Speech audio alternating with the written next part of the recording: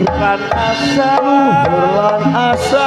salat saya dikadoke tindak mungkar magrib lan isa jangkepe prayogane ditambah salat sunahe iku perintah agama eling ana ning donya wong sedelo sabar lan tawakal pasrah sing kuwasa yen kebareng besok munggah swarga hilang dari budaya asoy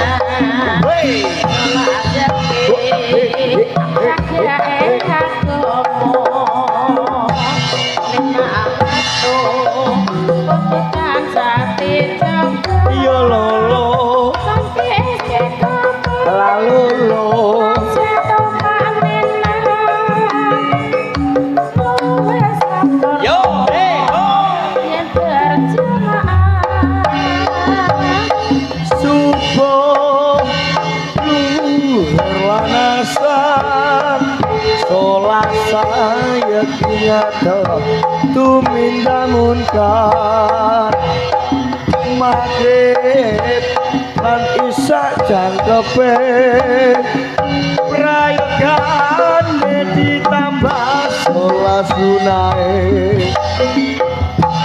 sabda perintah agama ngelek kono ning donya wong sadelo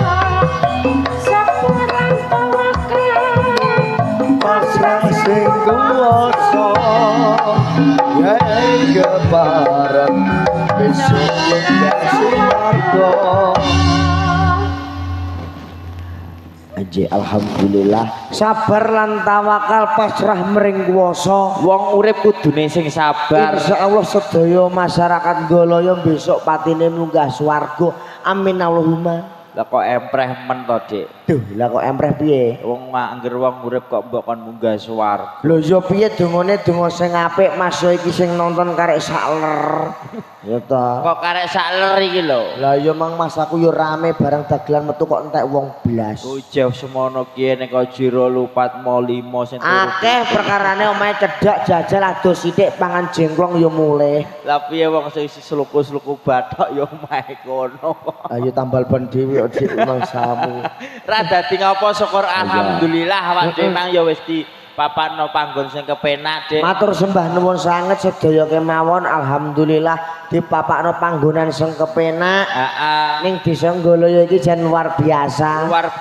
tenan mon lah iya lagi sepisan sowan mrene mosok lagi pisan niki ketoprek Pak Trimo sowan mrene pengen ngerti wewengkon desa Golaya iki kaya ngapa to janjane sore aku mlaku-mlaku Mas wong Golaya sore ki mlaku-mlaku wah wong kene jan grapiak kabeh tenan lho piye ketemu bapake kuwi ketoke nggawa rokok ngono ku ya tawa contone sing duwe warung kae iya Mas Temon inggih Pak aku monggo niki rokoke wong ketok nggawa rokok ditawani rokoke wong kowe ya udo cedhak kene ning gone Mas Pri ana warung kopi ya ngono ana wong liwat ketoke kok rame diceluk Mas Temon Nggih Pak, aku yang ngono. Monggo pinarak riyen ngunjuk kopi. Ditawani kopi. Oh nggih matur sembah nuwun sanget, aku yang ngono.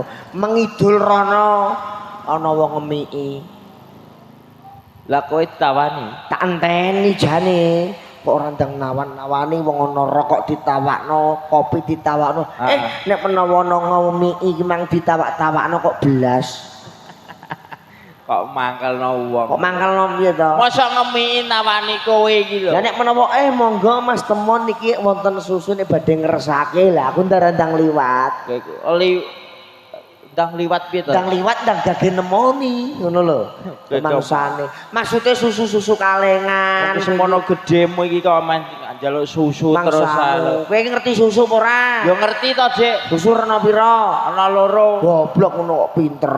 Kok rena loro iki apa ae? Sekolahmu iki ning ndi jan-jan? Lho, kowe ora ngerti aku piye wis tak omongno ket sore mau nek aku SD. Oh, bener. Susu rena pira? Ana loro. Apa ae? Coklat karo putih. Kleru. Lho kok kleru lho? Susu kok rena loro pengalaman ning ndi? Lah kowe nek ngerti susu iki ana pira? Susu ana 3. Kok susu ana 3 susu apa ae? Putih, coklat, Heeh. karo abang. Lho, lah sing abang iki susu apa kok? susu nek bar dikeroki. Iki mesti rupane abang. Iki ora mangkel. Iki ana apa legong kok Ben jebul-jebuli ngono wong pasep iki. Anjane kok bar iki bar kok. Iya pindahe sesuk serodo. Sing penting ngene Mas Subur. Heeh. Didongak-dongakno kanggo warga kene. Warga Nggolaya. Khususnya warga Nggolaya. Heeh. Mugi ning bengi iki acarane sedekah bumi. Sedekah bumi. Dadosa bumi-bumi ingkang gemah ripah loh jinawe ayem tentrem samu barange rukun karo tanggane ya rukun karo keluargane. Pancen bener sabubare nekake Gilatri Budaya rezekine wong Nggolaya iki ora kutah sangsaya kebak. Amin. Apa sing dikarepno wong Nggolaya iki muga-muga padha keturutan. Kowe kok ngandakno rezekine bantan saya kebak ora malah lokak. Heeh. Lah wong iso rezekine kathah iki sebabe apa? Sebabe padha mergawe. Kok mergawe? Sebabe apa wong rezekine tambah akeh? Sedekah, Dik. Lah goblok. Pengalaman ning dilebur iki. Lep wong rezekine akeh. Wong rezekine akeh sebabe Padha sedekah, padha mergawe. pengalaman kurang. Lho kok kurang lho, Dik? Wong nek umpamane aku diganjar sugih. Heeh. Aku mau sedekah karo kiwa tengenku. Tak suwetrum tenan lho. Lah kok mbok setrum? Wong Nggolaya iki sok sapa wae sapa. Sing padha sugih iki padha eling karo yatim piatu. Contone iki warung kae. Sedekah. Sedekah. Aja. Lho kok aja lho. Nuwun sewu wong nek diganjar akeh duwike utawa sugih bandane, ki aja nganti sedekah. Kok gak entuk lho. Eling tembunge wong tuwa mbiyen. Wong tuwa nembung piye? Bondo kuwi titipane sing kuwasa. Heeh. Mula ning urip ning donya sing gelem sedekah, Iya. wis gelem sedekah duwite diweh-wehno karo tangga teparone. Karo yatim piatu. Sok mben nek wayah mati.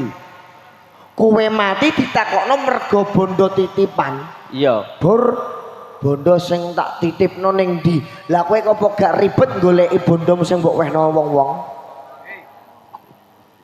Kowe ngugemi Tembunge mbahku mbiyen, tembunge simbahmu. bondo kuwi titipan. Heeh. Berarti kowe nek sugih moh sedekah. Moh sebabe bondo titipan. lah engko nek aku wis kadung sedekah ditakokno karo sing kuwasa, gak bingung kowe goleki ning ndi paraem.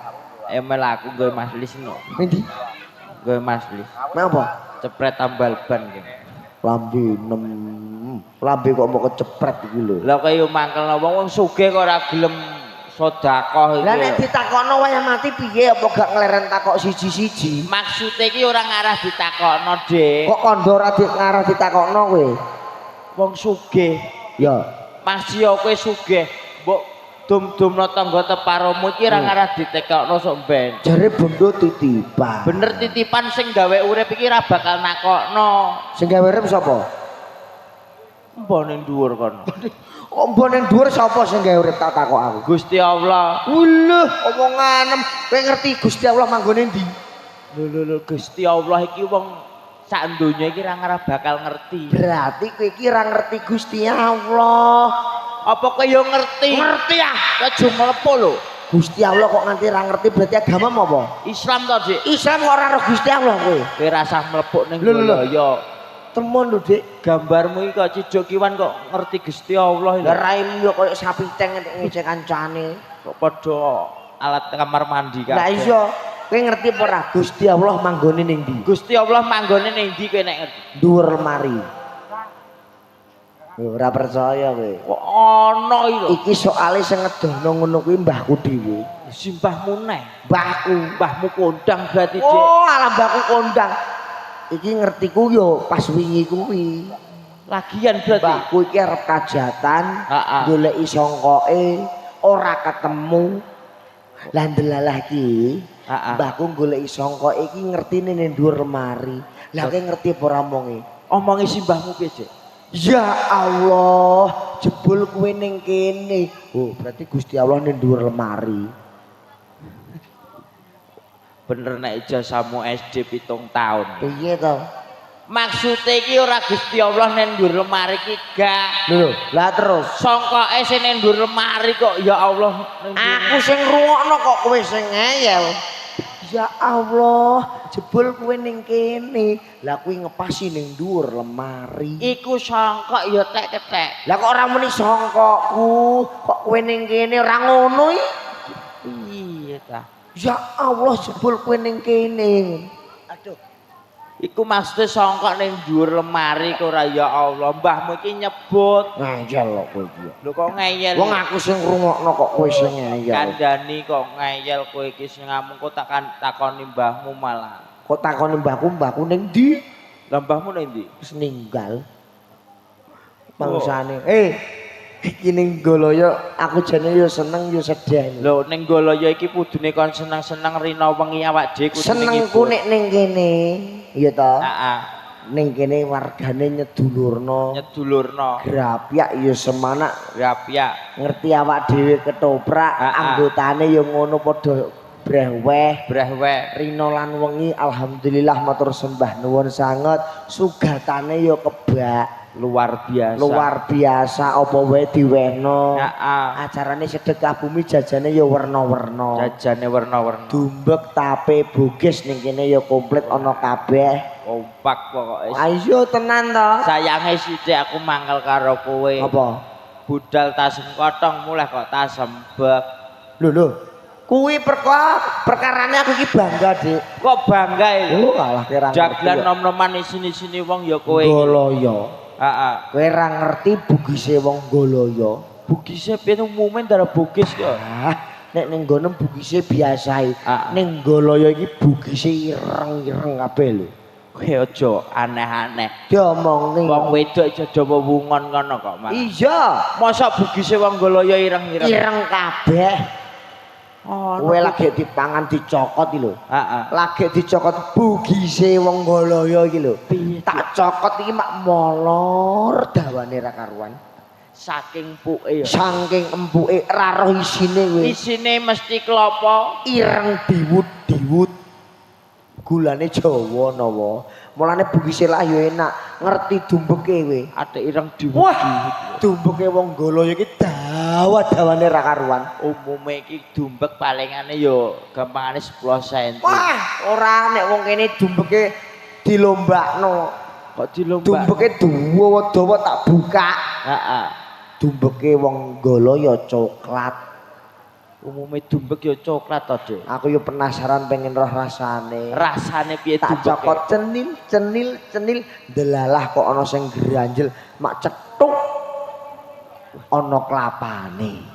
Iku mertandakno masake iki ana rasane. Enak. Ana ganjele. Matur suwun karo warunge mau wis diweki maem. Sapa sing dikeki maem? Awak dhewe mau mangan ning pawon ngono kok ya sembah nuwun sanget. Kowe dagelan gontang ganteng isine-isine kancane. Lurung wayahe tek metu aku sik betah kok.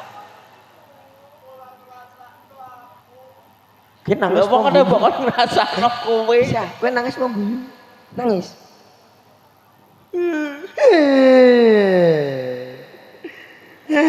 Asa kok mang lucu-lucu ning kono.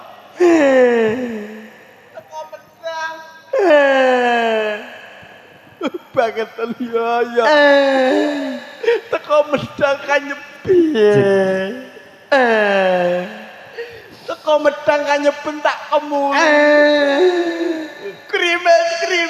Iya. Ono apa weteng lara? Krimes. Weteng.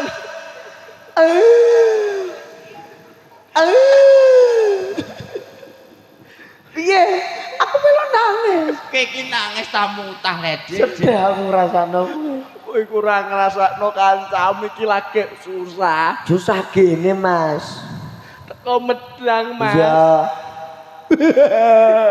Lah kok jere susah guyang-guyu kowe. Guyu matam sentet kono. Nangis sareng guyu. Lah kenapa cerita sing genah? Teko medang kanyebel tak kemuli. Iya. Bareng teko ngisor kono. Ngisor ngleweh. Iya ta? Meleweh.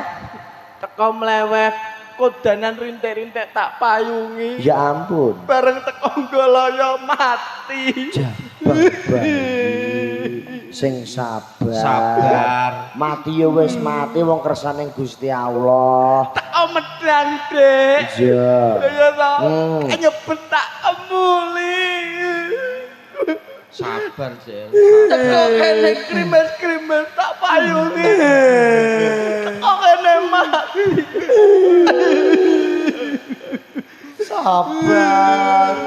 Sabar sesuk digolekno wedhus. Mbam ta sapa?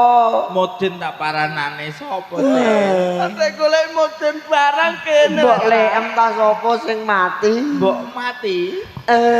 Ora. Sing mati sapa? Iki lho rokokku mati. Jangkrik. Kok aku melok nangis kok malah rokok.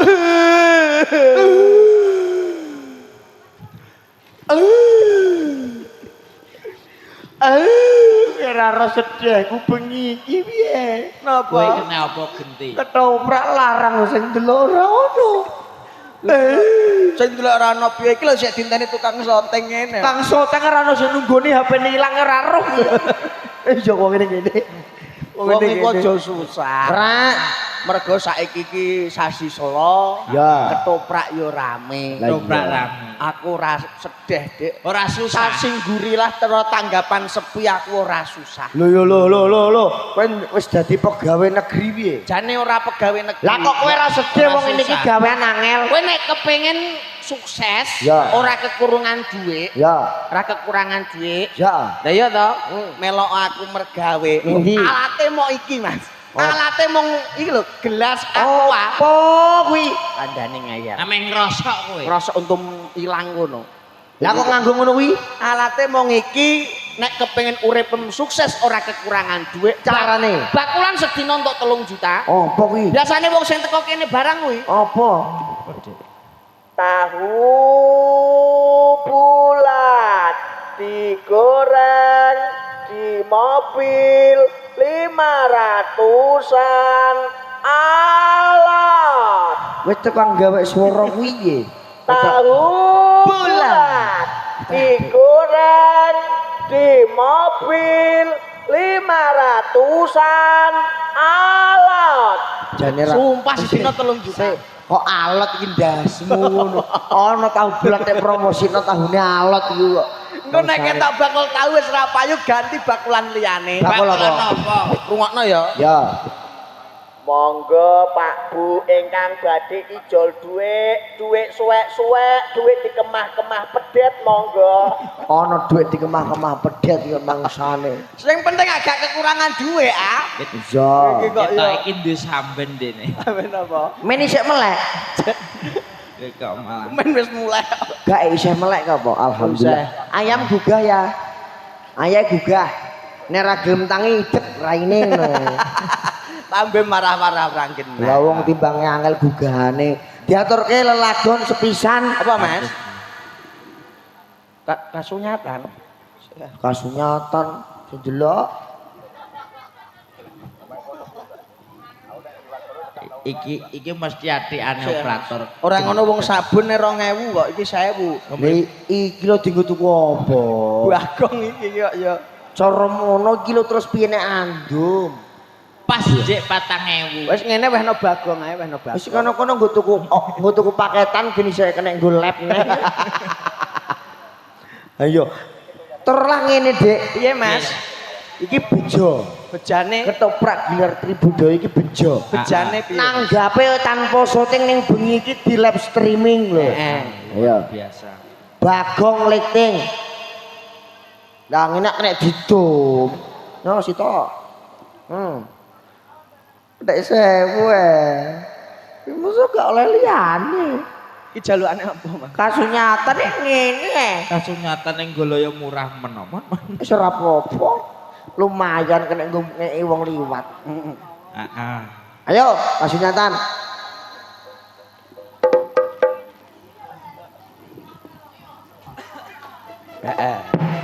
Karo ngenteni orjene yo, Mas. Heeh, Kang Ming. Geneng opo sifatmu? Kabeh apa iya yo. Kasunyatan nih. Kena kasunyatan nang ngono to? Geneng opo sifatmu? Kuwi pupusane longso kuwi. Saiki wis beda. Pupusane longso. Eh? Kene apa sifatmu? Lah kasunyatan sing piye? Kene apa sifat? Lah iya. Nek opo sifat Ora gampang. Lah yo ora kuwi. Geneng opo sifatmu? Saiki Enggak. wis beda.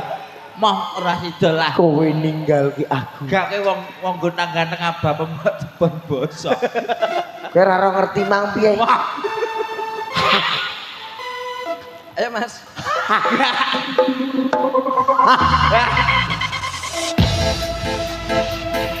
Oke, selesai. budaya.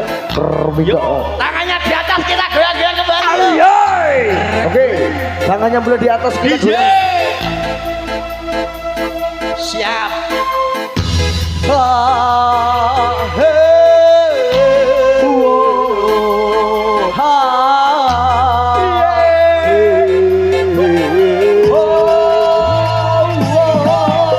Orang gampang nompo lelakon iki ati wis nyoba ikhlas nanging abot tak lakoni nompo kasunyatan ning tresno kowe sumanding wong liya matur suwun ngapuranen aku. Terima kasih bos. Masing-masing kami hatiku iki duduk masa iki letik.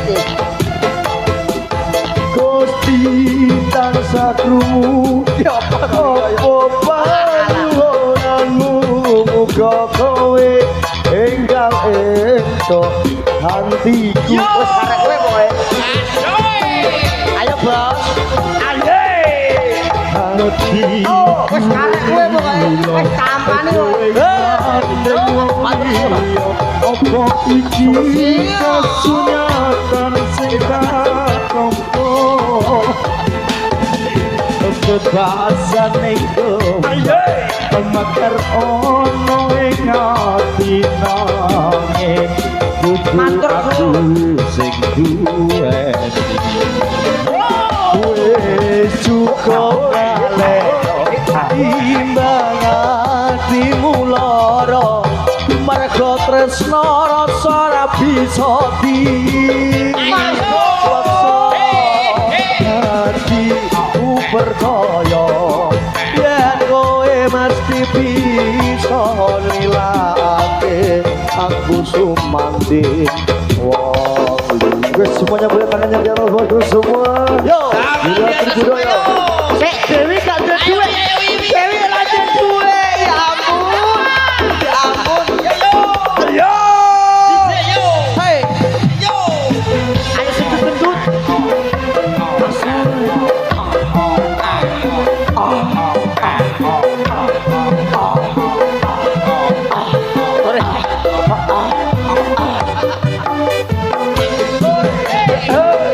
goyang semuanya semangat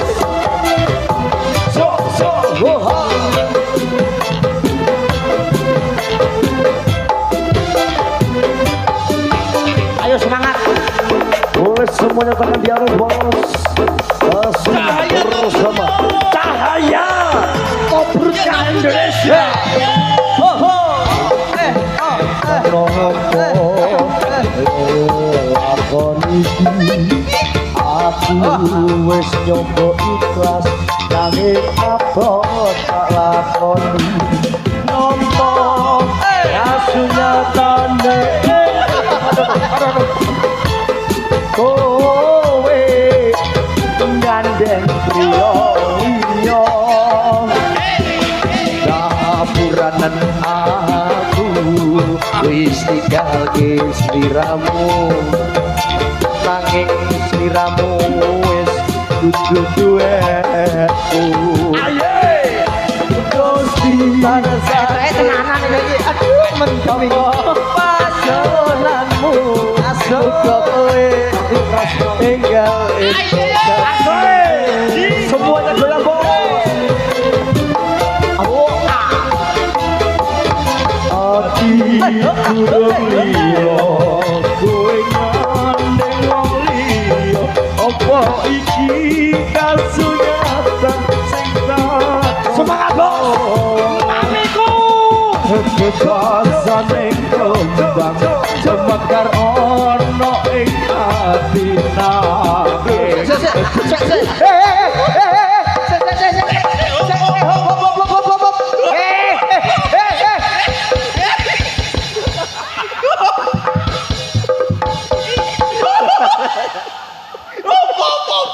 Aduh, aku disuruh.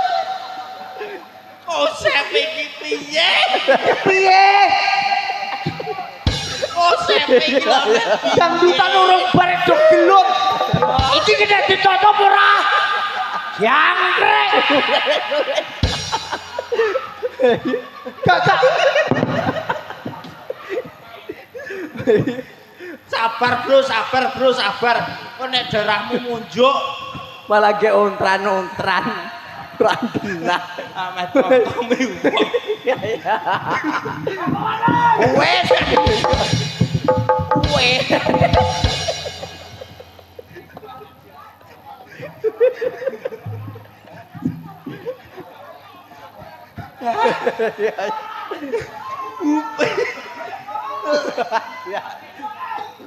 Apa?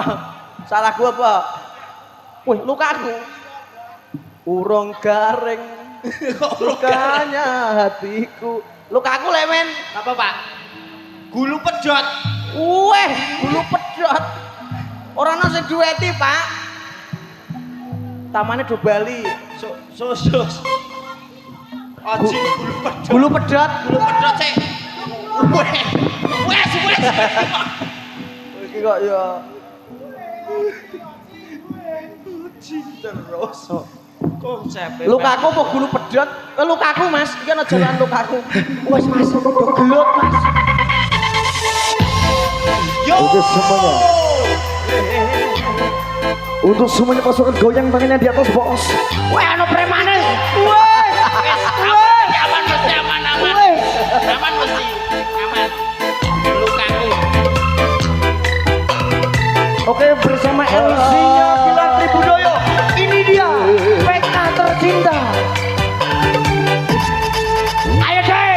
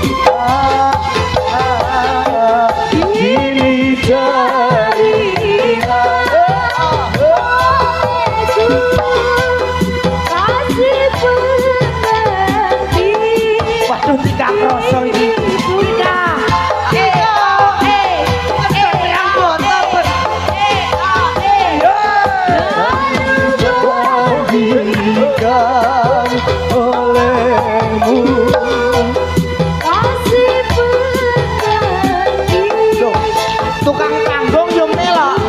Bos.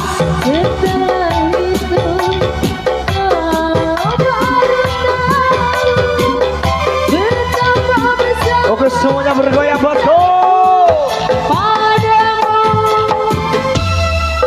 Belum kering lukanya hatiku.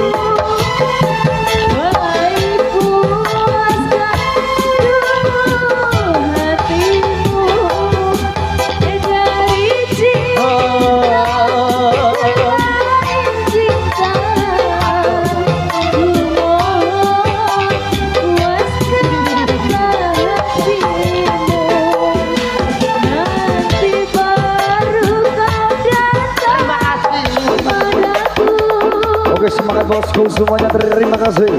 LSD Audio Gilang Pribudaya. Maka Lexi. Ya ampun. Ya makasih kalungnya. Oke.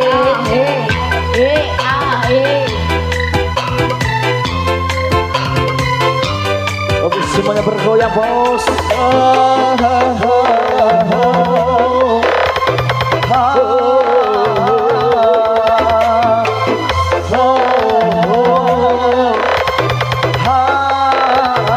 Semangat bos.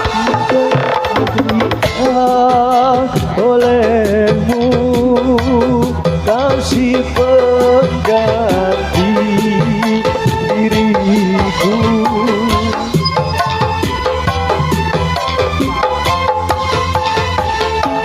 Lalu bandingkan olehmu cintanya dengan cintaku. Setelah itu kau baru tahu betapa besar cintaku padamu. Belum kering lukanya hatiku, luka bekas kau sakiti dulu. Tapi kau kembali mengharapkan cintamu. Nanti baru kau datang padaku. Wow luar biasa untuk semuanya saudara-saudara. Apa tak ini kok? Ya, iya dah. Terima kasih untuk semuanya saudara-saudara. Mas Temon, matur nuwun wigati mboten kata lompen dedonga kalian warga. Masih semangat bos. Terima kasih. Usai sudah perjumpaan kita. Matur nuwun dumateng kagem masyarakat Goloyo Mas sampun nimbali sak kanca saking panjenengan budaya Aja sembahipun. Mbok menawi wonten Tambah guyub rukun sakjane. Anjir, matur sembahipun.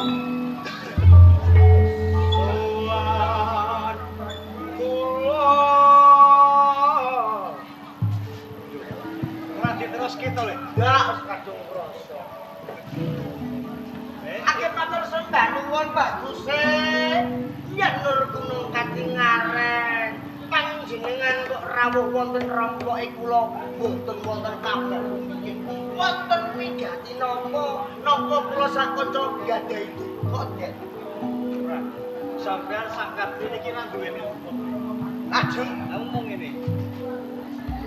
Aku mung bakal kandha karo sampeyan yen wektu dina iki aku bakal ngelingke. Malah kanjeng. Pripun? Ngelingke piye, Gus? Mbok menawa Kanjeng Rama iki kelalen. Yen to wektu dina iki iki wajine Karpet anu ngene. blongok setan kober bisa Mas. Iku nem cuma aku tak Ngoten, lajeng kersane panjenengan kedah. bakal tak ati suwan ana lesane Kanjeng. Omong